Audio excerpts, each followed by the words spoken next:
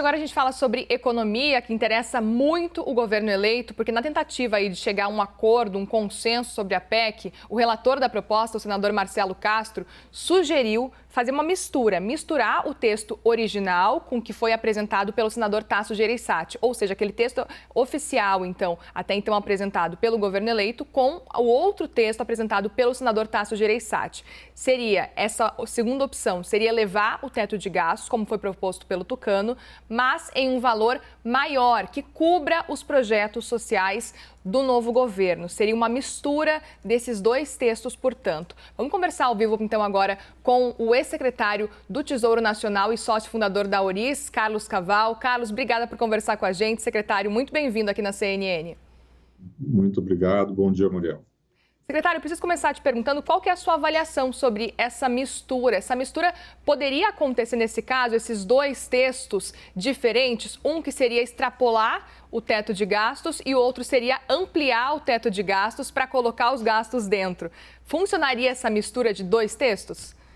Então, o texto do senador Tasso Gereissati, ele, ao contrário da proposta que foi apresentada pelo governo eleito, ele faz com que o valor que exceda o teto seja, vamos dizer, uma espécie de elevação, né, do pé direito, no sentido de que ele fique fora do teto de gastos, né? No caso, a proposta do senador é que isso seja no montante de 80 bilhões, mas que não haja a retirada do programa como um todo, né, do teto de gastos e por 4 anos como propôs o governo eleito. Então, acho que é uma proposta mais razoável, né?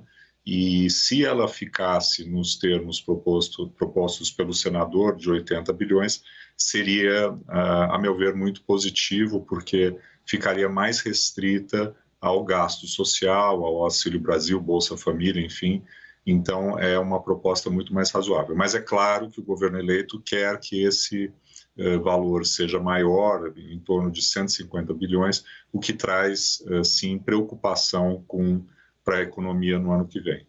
Pois é, na sua avaliação, qual seria o valor que seria seria aceitável para o mercado, seria aceitável para a economia brasileira também, levando em consideração que seria um valor extrateto? Qual que é a sua avaliação? Então, eu entendo que, na medida em que a gente tenha que, de um lado, conciliar, né, a manutenção desse programa de R$600, acho que não há questão disso não acontecer, algum aumento de salário mínimo e a recomposição de alguns outros programas sociais, um valor de 80 bilhões, como proposto pelo senador, ou vamos dizer até 100 bilhões, seria razoável. O que a gente não pode é fazer um programa muito elevado, de montante muito elevado, porque aí vai haver um desequilíbrio. Você gasta mais, mas ao mesmo tempo você prejudica o processo de redução da taxa de juros, de geração de emprego e de renda. Nós vimos nos dados de ontem do PIB que a economia brasileira, não obstante estar desacelerando, vai crescer 3% esse ano. Nós estamos com um crescimento econômico robusto. Não é o momento do governo gastar além daquilo que estritamente requer a política social. Secretário, aproveite para chamar para a conversa a nossa analista de política, Priscila Asbeck. Pri. Oi, secretário, obrigada pela entrevista. Secretário, a gente viu nos dados do PIB uma revisão dos resultados dos trimestres anteriores, né? Com isso, como o senhor disse, vários economistas revisaram as projeções, o senhor mesmo falou de 3%, mas além disso tem um outro aspecto, também há uma revisão sobre a relação entre dívida e PIB, né? Uma previsão de que fosse ficar em 76% nesse ano, agora talvez passe para 74%, porque o PIB ele está maior, então o denominador ajuda nessa conta. Com essa situação de uma relação dívida-PIB menor do que o esperado, há mais espaço, na sua visão, para gasto com a PEC, como alguns economistas estão ressaltando? Não, de forma nenhuma. Acho que essa é uma visão, a meu ver, equivocada. A ideia de que se você tem uma dívida mais baixa, não porque você está devendo menos, mas simplesmente porque você está comparando com um número de PIB maior, você devesse imediatamente gastar mais, né? O gasto público ele é mais necessário quando a economia está deprimida, quando você tem, claro, uma situação excepcional como a pandemia que vivemos aí, ainda enfrentamos de uma certa forma, né?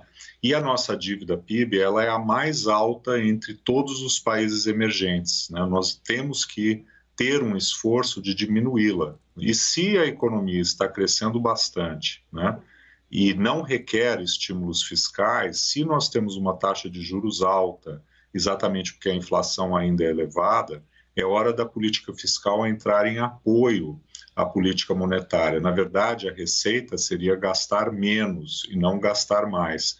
Com isso, a taxa de juros poderia cair, como previsto, até as eleições, e a economia se recuperar ao longo do ano que vem, gerando renda e emprego. O que está acontecendo é que começam a haver previsões de que a taxa de juros não vai cair no ano que vem, talvez até tenha que subir, por conta desse gasto excessivo proposto pelo governo eleito. Secretário, o governo eleito não bateu o martelo ainda sobre qual deve ser a âncora fiscal a ser utilizada a partir do ano que vem. A gente só tem ouvido aí muitas críticas com relação ao teto de gastos, de que o teto de gastos realmente não funciona mais e de que precisa ser substituído. Na sua avaliação, qual seria uma âncora fiscal que funcionaria? Há propostas, até do próprio Tesouro Nacional, enfim, apresentadas pelo economista Marcos Mendes, o ex-presidente do BC Armínio Fraga, que combinam alguma limitação de gasto com alguma meta, algum objetivo de dívida PIB. Isso falta no nosso arcabouço. Que dívida PIB nós queremos? O que é desejável? Ela é muito alta, mas para que nível devemos conduzi-la? Isso é correto. Agora, o que não é possível é você já inicialmente destruir a âncora fiscal que nós temos, né? E dizer, como disse ontem, né, o Aloysio Mercadante, que nós vamos ter que demorar 2 anos para trazer uma nova âncora. E daí eu acho que a proposta do senador Tasso Gereissati ela é a melhor, porque ela não abre mão da âncora do teto de gastos, ela acomoda, né, um gasto maior temporariamente, isso é algo em relação ao qual existe consenso entre os economistas, e você não abandona a âncora existente até definir uma nova. Agora, destruir a que a gente tem e dizer que só faremos uma nova daqui a 2 anos, aumenta a incerteza com relação ao rumo da dívida pública, aumenta as taxas de juros, né, e tem efeitos negativos no processo econômico. Secretário, um dos pontos também discutidos é a questão do spending review, né, que é revisar os gastos de tempos em tempos, né? A gente fala sobre aumento de gastos, planeja as despesas, mas o governo não revisa, né, os gastos que já estão colocados. Por que isso acontece? Por que a gente deixa as coisas acontecerem sem planejar muito, sem revisar os gastos? O senhor teve no poder público, tem alguma explicação da política para isso? Tem.